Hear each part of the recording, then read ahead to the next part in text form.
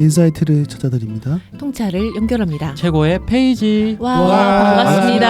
반갑습니다. 네, 반갑습니다.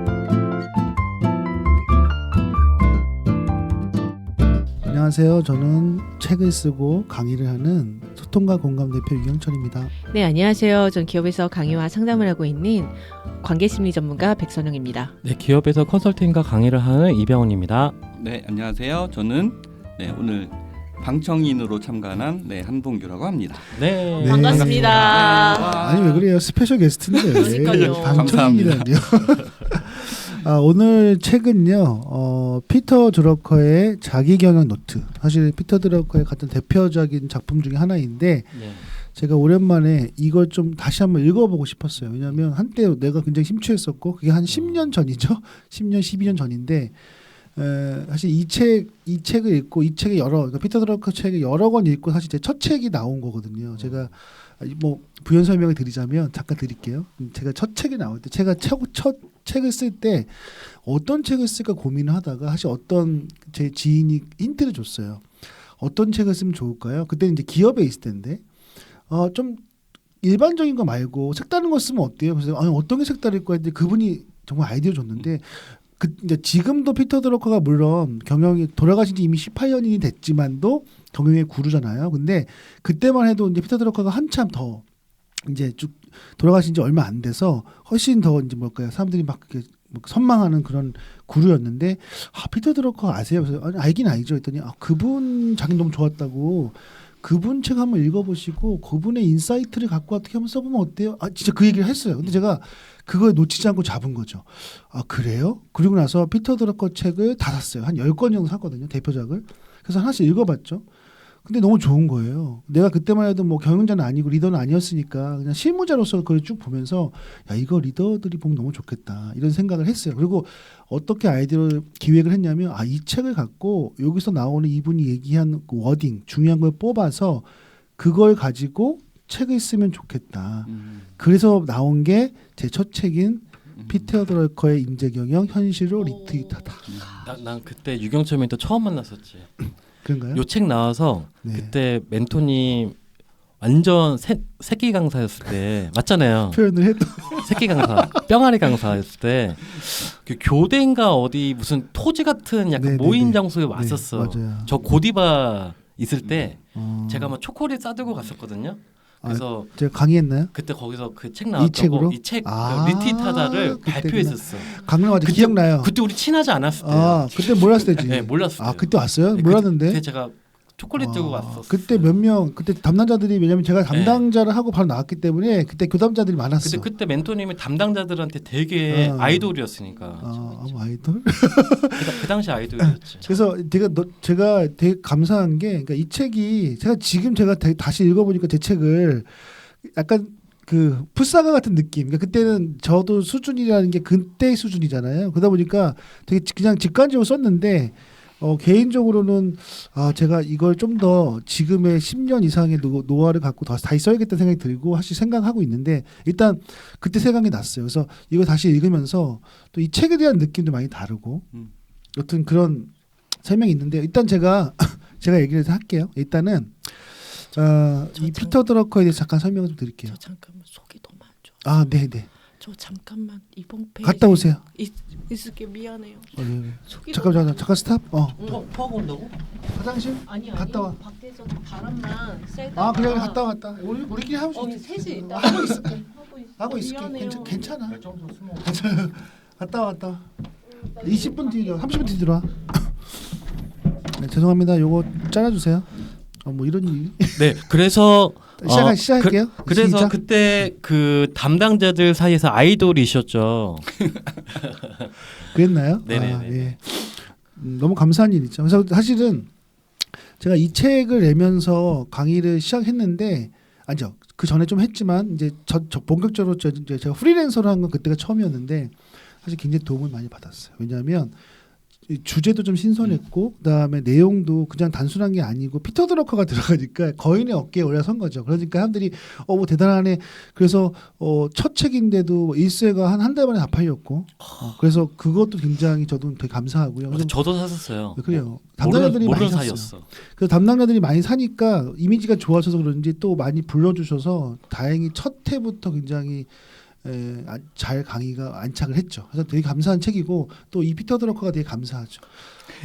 그래서 그때만 해도 기획 출판이라는 게 없었고 책이 흔하진 않았거든요. 그러다 담당자가 책을 낸다라는 게 맞아요. 이때부터만 시작이 된 거예요. 많지는 않았어요. 그래서 좀 수요가 확 그렇죠. 있었죠. 그래서 그때 한참 피터 드러커에 심취하다가 이제 저도 이제 또 계속 일을 하다 보니까 또 잊고 있었는데 그래도 중간중간 뭐 강의 때 많이 썼죠. 근데 최근에 다시 한번 이분을 제가 10년 만에 다시 한번 보면 어떨까 생각해서 이 책을 선택했고 이분 피터 드러커를 잠깐 말씀드리면 1909년이죠. 그때 태어나셔서 2005년 11월 11일에 돌아가셨으니까 95세까지 살았어요. 대단하신 거예요. 그러니까 오래 사신 거예요.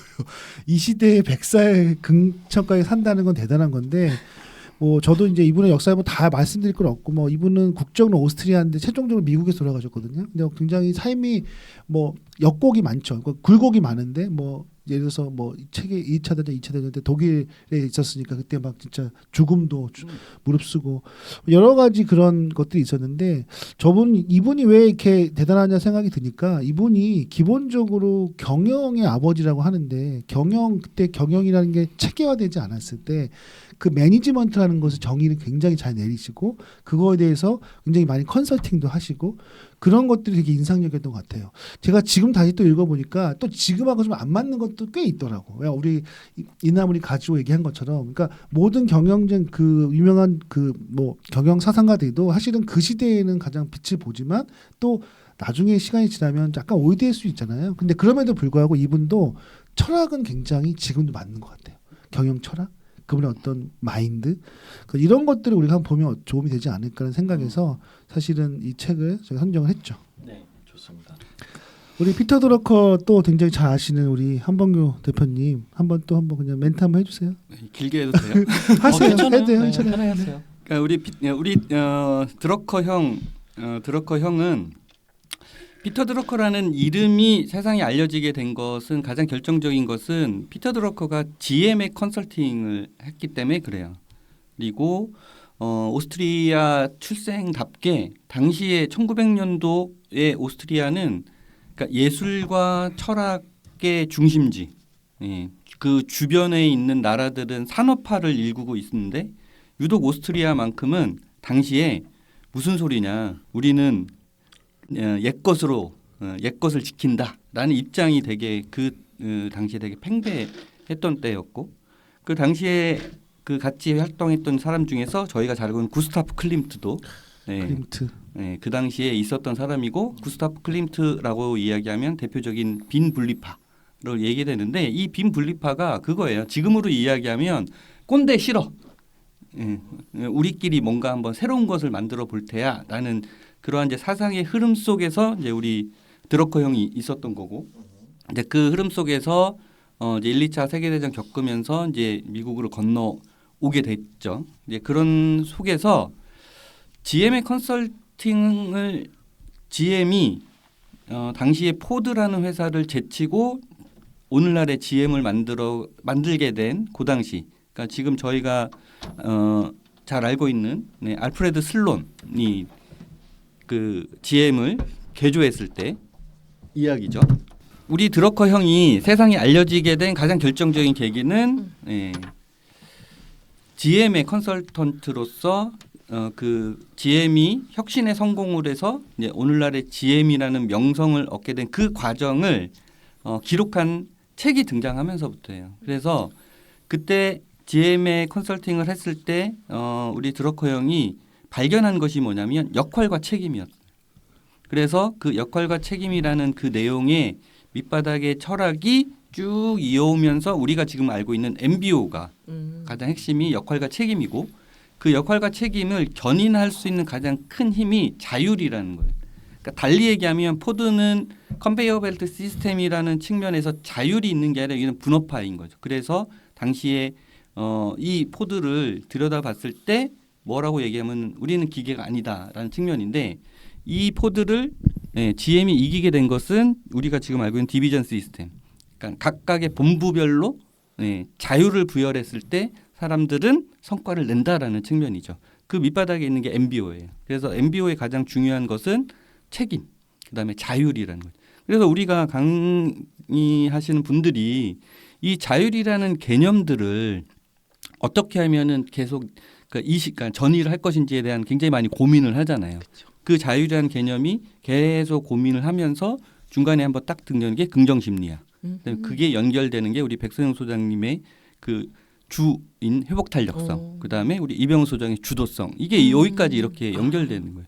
그래서 이게 딱 거슬러 올라가면 그 원료를 사실은 드러커 형한테 뭐 찾는다는 건 뭐 제 개인적인 소견이지만 여튼간에 그 흐름 속에서 매니지먼트, 그다음에 프로페셔널의 조건 등등이 등장하면서 자기 경영 노트는 이 드러커의 사상들이 굉장히 어려워요.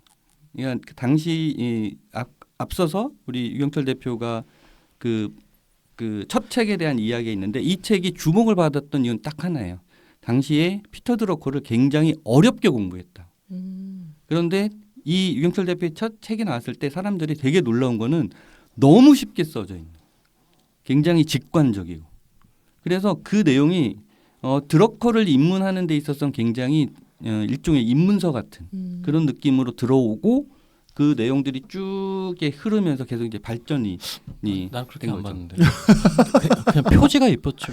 뭐. 아니 표지가 아니 뭐 그러니까 그런 것도 하나의 표지가 아니, 이뻤어. 제목도 좋고 표지도 좋는데 맞습니다. 네.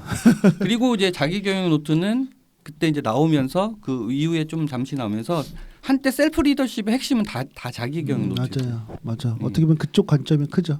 그런데 그게 너무 어려웠어요. 우리가 알고 어렵긴 있는 어려워. 자율이나 이런 개념들을 어려워. 내재시키기 너무 힘들잖아요.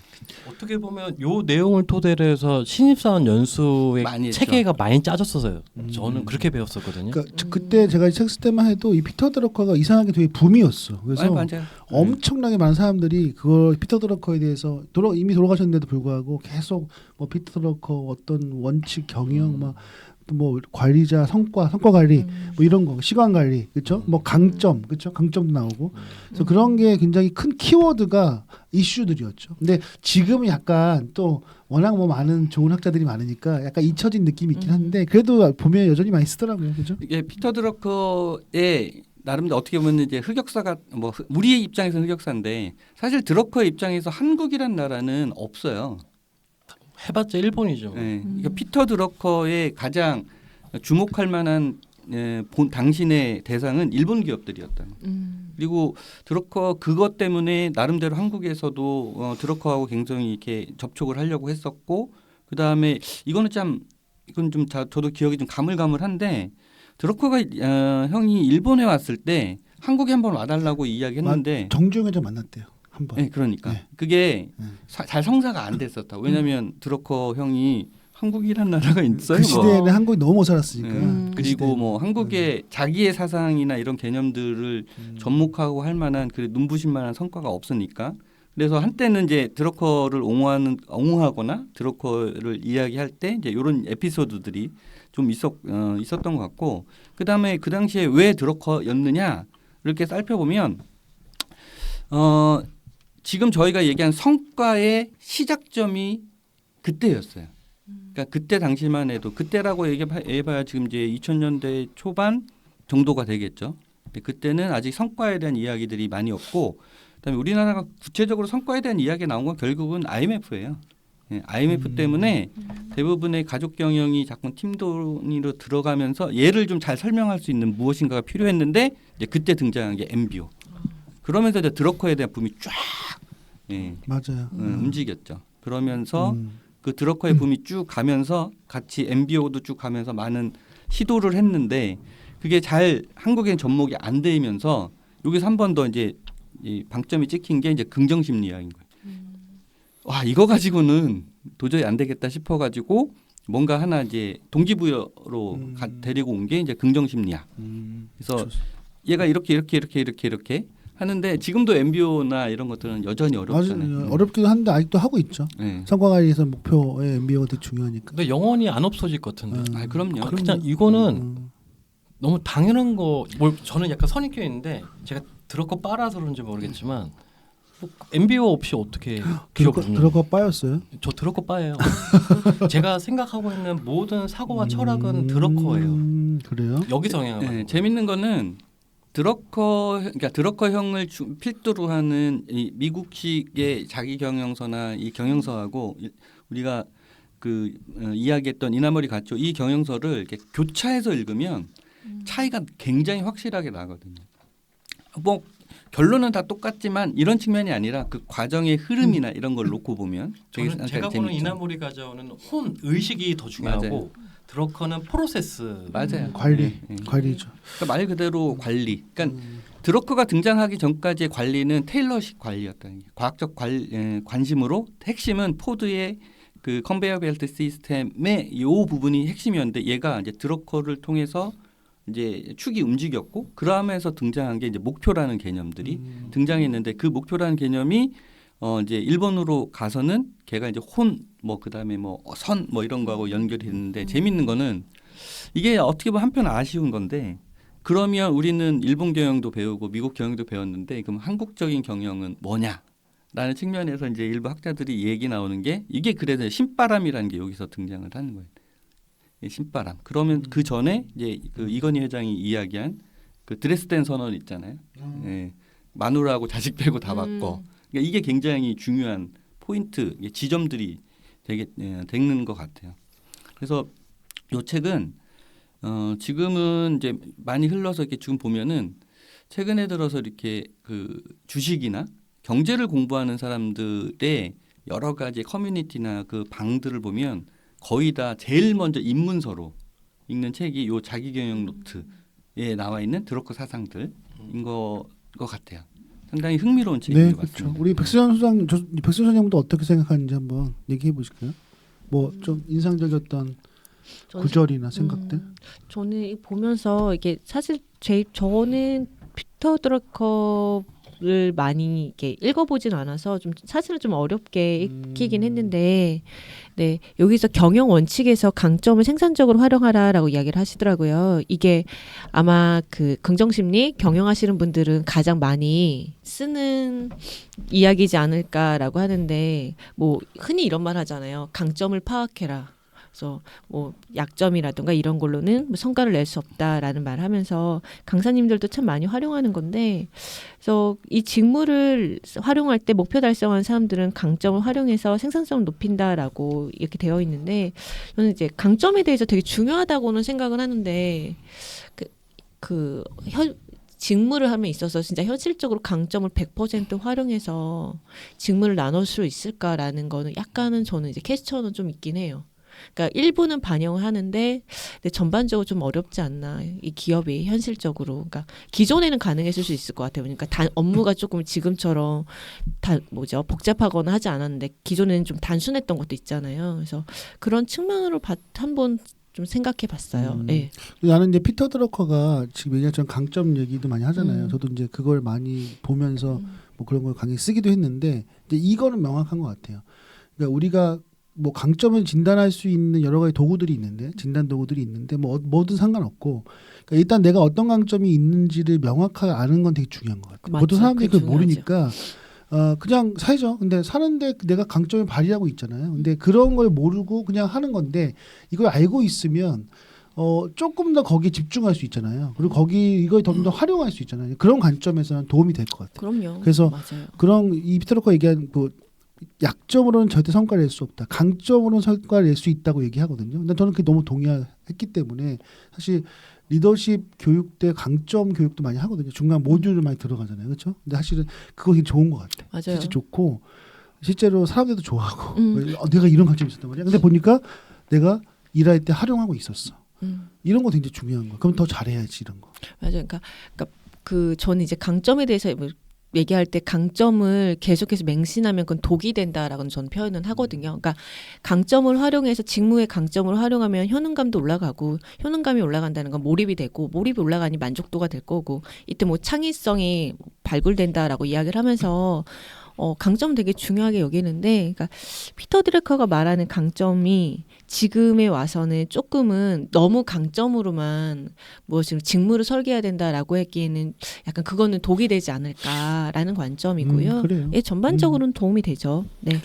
다른 측면으로 보면 드러커 형이 이야기하는 대부분의 것들을 아까 이제 우리 이병 소장이 얘기한 것처럼 프로세스 측면으로 바라보면 중요한 것은 누구나 사람들한테 강점이 있는데 리더 혹은 경영자 혹은 관리자는 서로 다른 강점을 이 프로세스에 태워야 되는 거예요.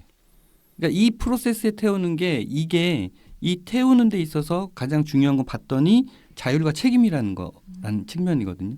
그러면 리더로서 이 사람이 갖고 있는 이러한 강점을 어떤 자율성을 부여해야 되고 어떤 책임감을 부여해야 되는지 고민이 이제 거기에 이제 들어가 있는 것 같아요. 그러니까 사실은 드러커는 인간에 대해서 잘 이야기하지 않아요. 예, 제가 느끼는 바로는. 그러니까 그 사람이 갖고 있는 개성이나 이런 것들은 물론 중요하지만 조직의 매니지먼트의 관점에서는 그 각각의 개성을 어떻게 하면 프로세스에 태워서 그 프로세스가 시스템이 되어야 되는지에 대한 요 이야기를 계속 하는 거고 그러면서 이분이 일본 기업에 들여다본 거는 당신이 생각했던 바하고는 전혀 다른 관점으로 성공을 했거든요. 그리고 이제 드러커를 이제 지적하는 중에 하나는 MS나 구글이 등장하면서 이 회사를 드러커의 관점으로는 설명이 불가능하게 어려워진 거예요. 왜냐하면 얘네들은 굴뚝이 없거든. 이 굴뚝이 없는데 그치. 이 갖고 있는 목표, 자율, 책임 이런 것들을 그러면 여기에는 어떻게 설명을 할 것인지. 그러니까 얘가 설명이 안 되는 거예요. 그러다 보니까 물론 이제 이 형이 이제 나이 연세도 있고 해서 하지만 그 이후로는 어느 순간에 책이 이제 더 이상 나오지 않고 예전에 있는 내용들을 계속해서 현대적인 관점으로 계속 그렇죠. 해석하는 측면으로 이미 나오는 들어가셨으니까 뭐 그렇긴 한데 근데 저 그것도 동의하는 것 같아요. 그러니까 왜냐하면 책들을 읽어보면 너무 드라이하다는 느낌이 나는. 그러니까 감성이 그러니까 사람에 대한 집중이 좀 별로 없잖아요. 맞아요. 그러니까 철저하게 컨설턴트 입장이 맞아요. 아주 관점 명확해. 그리고 기업의 성과, 목표 달성 이게 굉장히 중요하거든요. 그래서 책 전반적으로 보면 항상 성과를 달성하는 리더, 맞아. 경영자 이렇게 얘기하거든요. 그럼 이제 저도 여기서 좀 인상적인 거를 제가 읽어드리면 어떤 성과를 내야 하는가라는 질문에 답하는 것은 거의 항상 한 개의 긴급 과제를 담고 있다. 그러나 목표를 달성하는 경영자는 자신의 자원을 분산하지 않는다. 그들은 모든 일이 가능해도 한 가지 가업에 집중한다. 만약 그들이 업무 전환에 탁월한 극소수에 속하여 최선을 다한다 해도 그들은 두 가지 업무만 선택한다. 나는 한 번에 두 가지 이상의 일에 매달리면서 목표를 달성하는 경영자를 다 만난 적이 한 번도 없다. 제가 이제 이게 되게 인상적이었던 게 그러니까 성과를 내는 목표를 달성하는 경영자 이런 말이 계속 나오는데 목표를 달성하는 경영자는 여러 가지가 있다는 얘기를 하는데 제가 이거는 그러니까 한 가지 집중한다는 거예요. 마치 원띵처럼 내가 필요한 걸 그 목표를 집중하고 뭐 분산을 생각하지 않는다는 거예요. 그러니까 이런 건 되게 인사이트가 있죠. 그러니까 우리는 어떻게 보면 저희도 리더잖아요. 그럼 우리도 리더로서 나는 도대체 어떻게 일을 하고 있는가? 정말 한 가지에 집중하고 있는가? 어제 제가 어떤 얘기 들었냐면 어떤 모임에서 어떤 직원 그 친구가 그 얘기를 하더라고요. 자기가 이거 저거 많이 하는데 내가 재능이 너무 탁월하신 것 같아요. 저가 이렇게 이것도 하고 저것도 하고 저런 것도 하고 다양한 일을 하시니까 너무 재밌게 했어요. 그랬더니 그렇긴 한데요. 저도 재미있어서 하긴 하는데 어떤 특별한 성과는 안 난 것 같아요. 이런 얘기를 하거든요. 그럼 뭐냐면 한 가지에 우리가 목표에 집중해서 거기에 최고의 성과를 내면 사실 그게 훨씬 더 뭐 수익이라든가 나의 브랜드라든가 여기서 집중이 될 텐데 그러니까 다양한 거 해서 보기는 좋지만 막상 어떠한 성과가 없다는 거지. 그럼 그건 어떤 문제가 있다는 거잖아요. 그래서 그런 생각이 들더라고요. 우리가 하나의 내 일이면 일에 집중해서 거기에 성과를 내고 뭐 그 다음에 시간이 남거나 좀 하고 싶으면 다른 거 할 수 있잖아요. 근데 그렇게 퍼져 나가야지 그냥 이것저것 하다가 뭐 다 어떠한 거기에서의 큰 탑 클래스가 안 되고 그냥 고만고만한 것만 하다가 가다 보면 결국은 그렇게 끝이 날 것 같다라는 생각이 들었어요. 이게 이 말이 맞잖아요. 이분이 물론 단정했지만 한 번에 두 가지 이상의 일에 매달리면서 목표를 달성하는 경영자를 한 번도 본 적이 없다. 그러니까 이거는 뭐 지금 좀 다를 수 있어요. 뭐 지금은 뭐 성과 내는 사람 여러 가지 내는 사람도 있긴 하니까. 그런데 이때만 해도 이제 그랬다는 거잖아요. 근데 그런 관점을 한번 우리가 생각해 볼 필요가 있다. 어떻게 생각하세요, 우리 이병 선생님? 네, 너무 당연한 저는 이제 공장에 있으니까 너무 당연한 이야기라서 예를 들어서 저희 팀원들 2명을 예를 들어 설명을 해보면 제가 항상 옆에 있어주는 게 아니잖아요. 강의를 다니니까. 그럼 제가 없으면 CEO가 와서 완전 박살을 내거든요. 제 팀원들을. 그러면 이제 제가 가서 이제 수습하고 이제 하는데 사실 혼날 걸 해요. 이게 뭐냐면 대표이사가 지시를 했으면 수행을 해야 되는데 일반적으로 일을 좀 잘 못하는 사람들, 일반적인 사람들은 이 일을 어떻게 하냐면 해요. 시키니까 하겠죠. 근데 하다 보면 상황별로 또 무슨 일이 치고 들어오잖아요. 막 다양하게. 그러면 이 일을 한 50%만 하고 또 무슨 이슈가 터지면 거기에 달라붙어요. 그러니까 결국 이 친구는 처음에는 5가지 일이었다가 10가지 일이었다가 20가지 일이 돼요. 그러니까 머리가 완전 난장판이 되겠죠. 그럼 애들이 멘붕이 와요. 그래서 제가 요즘에 어떻게 하냐면 과업 리스트를 쫙 해놓고 컴플리티드 개념을 엄청 이야기를 많이 해주거든요. 네가 일을 들어가는 게 중요한 게 아니라 컴플리티드를 안 하면 한 거 아니야. 한 번에 하나씩 일을 해서 짝짝 긋는 연습을 좀 시켜. 그러니까 어떻게 보면 기본인데 대기업에서 당연히 이렇게 하겠죠 일을. 저도 이렇게 일을 배웠으니까 이거를 계속 훈련을 시키고 있어요. 약간 이런 맥락에서 맞아요. 예. 그러니까 너무 당연한 얘기인 것 같아요. 일을 잘 끝마치지 않고 이것저것 하다 보면 예. 결국 아무것도 못하는. 뭐 하나를 했으면 끝장을 봐야 되는데 맞아요. 그 끝장 안 보고 또 다른 일 달라붙고 아무런 성과가 없죠. 그러니까 역으로 보면 그런 측면으로 보면은 해당 그 일을 수행하는 그 사람도 그 사람의 관점이 아니라 일을 지시하는 사람의 관점으로 보면 CEO라는 측면에서 당신은 나는 내가 지금 생각했던 걸 다 이렇게 일을 하다를 해야 된다라는 이 생각에서 좀 벗어날 필요도 있다고 봐요. 그러니까 뭐 규모의 측면을 다 떠나서 그 해당 일을 수행하고 있는 그 친구가 현재 어떤 상태인지를 알면 CEO가 이 이야기를 언제 어느 때 어떻게 하라는 내용까지 얘기해 주면 좀 달라지지 않을까 싶어요. 왜냐하면 직장에서 일하는 사람의 입장에 사원, 대리, 과장급은 사실은 이건 거의 무방비 상태인 그럼요. 거예요. 앞에. 그러니까 무방비 상태인 상태에서 지금 방금 팀장이 이 업무를 하고 내가 열심히 수행 중인데 갑자기 CEO가 등장해서 딱 이야기했을 때 저 잠깐만요. 팀장님이 얘기한 건 먼저 하고 이 얘기 못 하거든요. 그럼요. 그러면 전체적인 상황에 대한 판단을 CEO가 먼저 갖고 있다면 너 지금 현재 하고 있는 일이 어떻게 되느냐 이런 얘기를 먼저 듣고 그러면 내일은 언제 어떻게 했으면 좋겠다라는 지시하는 방법이 좀 다르면 어땠을까라는 생각을 잠깐 해보는데 왜 이 이야기를 하냐면 드러커나 이나모리 가쪼의 모든 이야기는 경영자에 대해 하는 거예요. 그렇죠. 그러니까 경영자가 이렇게 해야 된다라는 측면이지 사원, 중간 관리자 그다음에 임원들이 이렇게 해야 된다는 메시지는 아닌 것 같아요. 그래서 제가 실무적으로 이걸 어떻게 하고 있냐면 저희 팀 사무실에 CEO 지시사항 리스트업을 했어요. 2달 동안 했거든요. CEO가 저희 팀에 지시한 과업들이 지금 다 계속 모으고 있거든요. 2달 동안. 몇 개일 것 같아요? 리스트가 A3 전주로 현재 3장을 돌파했거든요. 근데 제가 이거를 사무실 일부 게시를 한 거예요. CEO 보라고. 당신이 얼마나 많은 지시를 하는지를 보라고. 본인도 시켜놓고 얼마나 많이 지시를 했는지 모르기 때문에 약간 퍼포먼스처럼 제가 다 보여주는 거예요. 짝짝 긋고 있는데 사실 업무 관리 차원도 있지만 업무 지시하는 사람 보라고 제가 이렇게 한 거거든요. 이렇게 하니까 불락이 되더라고요. 본인이 보니까 너무 많거든. 그러면 이제 조금 줄이고 다른 부서로 가더라고요. 잘했네. 저는 이런 식으로 해요. 아니요, 그건 좋은 상당히 방법이네요. 예. 그게 지금 이야기하는 매니지먼트에 대한 현명했네. 네. 왜냐하면 그 매니지먼트의 그것은 다른 측면으로 보면은 사실은 자율성이거든요. 그러니까 CEO가 딱 봤을 때, 내가 이렇게 많은 지시를 했어? 내가 그러면 좀 지금 이야기하는 건 다음에 이야기하지 않은 것도 본인이 판단하는 거죠. 맞아요. 본인 페이스 조절하시더라고요. 그게 이제 일종의 말하자면 자율성의 포괄적인 개념 안에 들어가게 매니지먼트의 한 모습인데 중요한 거는 드러커 형이 얘기하는 거는 거기에서 그치지 않고 CEO의 그런 모습을 이거를 프로세스로 만들어야 된다는 거고 그걸 시스템화 시켜야 된다라는 측면이 사실은 그러니까 이분이 이야기하는 대부분의 바탕인 것 같아요. 왜냐하면 아까도 얘기했지만 드러커형은 철학적인 관점에서 실무적으로 들어온 거는 GM에 대한 그 관점이고 이 드러커형의 예를 받은 회사가 바로 GE예요. GE. 지금 우리 GE 얘기 많이 안 하잖아요. 한때는 지금은 진짜 안 하죠. 그렇죠. 그러니까 한때는 재결치의 GE에 대한 이야기가 거의 리더십의 전반이었는데 얘가 지금 거의 싹 사라졌어요. 나는 그거를 뭘로 보냐면 코로나로 보는 거예요. 코로나가 사실은 많은 것들을 정리해 줬고 근데 지금 우리가 이야기하는 대부분의 그 현장에서 이야기하는 경영자들이 그냥 매일같이 입 바른 소리로 이야기하는 사상가들이 경영자들이 사실 지금 없잖아요. 그렇죠. 그러니까 코로나 전만 해도 저는 다시 회개한 것 같아. 드러커로. 아니 회계를 할 수 진짜. 있네. 아니, 지금은 사티아 나들야지. 아니야.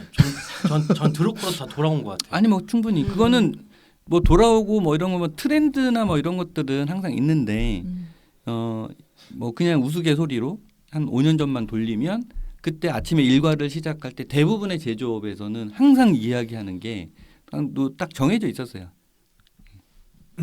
재결치. 맞습니다. 우리 이제 뭐 좀 정리해야 되니까 한 명씩 돌아가면서 네. 얘기하고 그다음에 네네네네. 마무리할까요? 네. 백선희 소장님 먼저. 저는 아까 이병훈 소장님이 이제 가시적으로 업무 프로세스를 벽에 붙였다라고 하는데 그 방법 되게 좋은 방법인 것 같아요. 그러니까 뭐 대기업은 프로세스가 거의 다 마련되어 있는데 중소기업과 영세기업과 제조업은 기본적으로 이런 프로세스가 되어 있지 않거든요. 그러니까 다시 설명을 드리면은 경영자분들이 내가 어떻게 업무를 지시 내리고 하달해야 되는 조차를 모르세요. 그리고 또 업무를 지시 내리고 그걸 체크하기 위해서 일일 업무 보고 주간 업무 보고 등등을 하시는데 사실 본인이 봤을 땐 그러거든요. 이 저거 얼마나 걸린다고 저렇게 질질 끌고 있어. 이런 생각을 할 수 있거든요. 대부분 그렇게 또 생각을 많이 하시는 것 같고 그럼 다시 생각해 보면은 아까 이병훈 소장님 말씀하신 이런 방식들 그리고 이 피터 드래커님께서 말씀하신 대표가 말씀하신 내용처럼 무엇인가의 업무를 프로세스화해서 업무를 지시 내리고 하다라는 방식 이런 방식을 다시 가도 착용해도 참 좋겠다. 중소기업 분들은요 생각을 들어봤습니다. 네, 좋네요. 우리 이병 소장님 어떻게 생각하세요? 요거에 대한 생각이요? 아니면 아니, 이제 그냥 예, 네. 마무리죠? 네, 네. 마무리. 저는 그 작은 구조인데 제가 읽으면서 마무리 짓겠습니다. 그냥 네. 조직에 속해 있는 지식 근로자들은 인간관계에 타고난 재능을 가졌기 때문에 좋은 인간관계를 유지하는 것은 아니다. 그들이 좋은 인간관계를 유지하는 것은 자신들의 공헌에 초점을 맞추고 여기서 공헌은 제가 봤을 때는 성과 같아요. 나아가 다른 사람들과 관계에서 공헌할 부분에 초점을 맞추고 있기 때문이다. 그 결과 그들은 생산적인 관계를 형성한다. 어떤 작업 또는 특정 과학과 관련해 발생하는 인간관계에 있어서 그 관계가 아무런 성과를 달성하지 못한다면 따뜻한 감정이나 유쾌한 농담은 아무런 의미가 없다. 어쩌면 상호 기만과 관련된 가면극에 지나지 않는다. 반면 관련 모든 사람들의 결과를 얻게 되고 성취감을 맛볼 수 있다면 종종 커뮤니케이션에 어떤 에러가 발생을 한다 해도 절대 그 안에 인간관계를 파괴하지는 않을 것이다. 이걸로 마무리 짓겠습니다. 네, 좋은 얘기네요. 저도 많이 그 준비한 그 문구들이 있는데 그걸 마지막으로 하도록 하겠습니다. 이곳 할게요. 목표 달성 능력은 다른 말로 하면 하나의 습관이다. 즉 습관적인 능력들의 집합이다. 그리고 실행 능력은 믿을 수 없을 정도로 단순하다. 여기서 이제 이 목표를 달성하는 경영자들에 대한 조건을 얘기하는데 첫 번째는요. 목표를 달성하는 경영자들은 자신의 시간이 어디 사용되는지 안다. 두 번째는 목표를 달성하는 경영자들은 외부 공헌에 초점을 맞춘다. 세 번째, 목표를 달성하는 경영자들은 강점을 바탕으로 성과를 낸다. 목표를 달성하는 경영자들은 탁월한 성과가 월등한 결과로 연계될 수 있는 몇 가지 주요 영역에 집중한다. 목표를 달성하는 경영자들은 목표 달성을 위한 의사결정을 내린다. 제가 이렇게 쭉 말씀드렸잖아요. 근데 이거 너무 당연한 말인데 이 당연한 말들도 사실은 리더들이 많이 못하는 경우가 많죠. 그래서 저는 이제 피터 드러커의 이런 통찰, 그리고 깨달음을 여러분들이 기본으로 돌아가라. 그리고 뭐 모든 게 다 맞지는 않지만 이분이 얘기했던 그런 어떤 정말 핵심적인 철학들을 잘 인지해서 그것을 잘 적용한다면 뭐 리더로서 굉장히 좋은 성과를 내지 않을까라는 생각을 해봅니다. 좋습니다. 네. 그래도 한봉규 게스트도 뭐 한 말씀 하시면서 마무리 지을까요? 네, 그럴까요?